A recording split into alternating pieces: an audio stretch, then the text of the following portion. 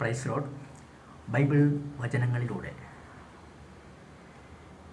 അപ്പോസ്തല പ്രവർത്തനങ്ങളിലെ 8-ാം അധ്യായത്തിലെ 26 തുടങ്ങിയുള്ള വചനങ്ങളിലൂടെ കാണിക്കുകയാണ്. ഫിലിപ്പോസും എത്യോപ്യക്കാരനും കർത്താവിൻ്റെ ദൂതൻ ഫിലിപ്പോസിനോട് പറഞ്ഞു, നീ എഴുന്നേറ്റ് തെക്കോട്ട് നടന്ന് ജെറുസലേമിൽ നിന്നും ഗാസയിലേക്കുള്ള ആ വഴിയിൽ ചെന്ന് നിൽക്കുക. അതൊരു വിജനമായ പാതയായിരുന്നു. അപ്പോൾ ജെറുസലേമിൽ പോയിട്ട് ആരാധിച്ച് തിരിച്ചു വരുന്ന ഒരു ഷണ്ടൻ, അവൻ എത്യോപ്യ രാജ്ഞിയായ കന്താക്കയുടെ ഭണ്ഡാര വിചാരിപ്പുകാരനായിരുന്നു. അവൻ ജെറുസലേമിൽ ചെന്ന് ദൈവത്തെ ആരാധിച്ചുകൊണ്ട് തിരിച്ചു വരികയാണ്. അവൻ വരുന്ന വഴി അവൻ രഥത്തിലിരുന്ന് വിശുദ്ധ ഗ്രന്ഥം വായിച്ചു കൊണ്ടിരുന്നു ഷണ്ടൻ. ആ ഷണ്ടൻ പക്ഷെ അവനത് ഗ്രഹിക്കുവാനുള്ള കഴിവില്ല, പ്രാപ്തിയില്ല. നീ അവനോട് അവൻ്റെ രഥത്തോട് ചേർന്ന് നടക്കുക എന്ന് കർത്താവിൻ്റെ ദൂതൻ ഫിലിപ്പോസിനോട് പറഞ്ഞു. അവൻ ആ രഥത്തിനോട് അടുത്തൂടെ ചേർന്ന് നടന്നു. അപ്പോൾ ഷണ്ടൻ ഏശയ്യാ പ്രവാചകൻ്റെ പുസ്തകം വായിച്ചുകൊണ്ടിരിക്കുകയാണ്. ആ ഭാഗം ഇതാണ്: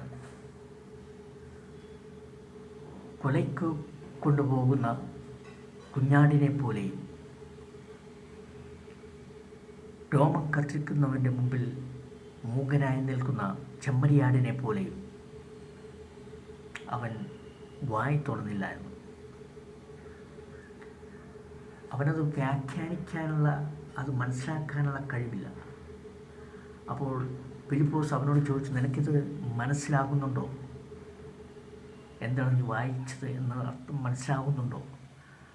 ഷണ്ടൻ പറയുകയാണ്, എനിക്കത് മനസ്സിലാകുന്നില്ല. ആരെങ്കിലും വ്യാഖ്യാനിച്ചു തരാതെ ഞാനെങ്ങനെ മനസ്സിലാക്കും? അവന് IQ കുറവ്.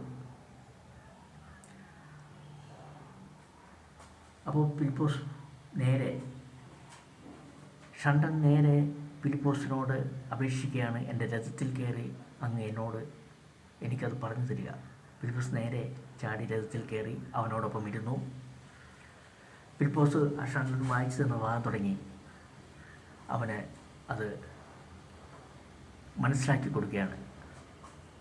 യേശുവിൻ്റെ സുവിശേഷ ഭാഗം മുഴുവനും ആ പോകുന്ന വഴി വായിച്ച് അവൻ പറഞ്ഞ് മനസ്സിലാക്കി കൊടുത്തു കഴിഞ്ഞ് പോകുന്ന വഴി ഒരു ജലാശയത്തിങ്കിലെത്തി. അപ്പോൾ ഷണ്ടൻ പറയുകയാണ്, ഷണ്ടൻ വേഗം വണ്ടി നിർത്തി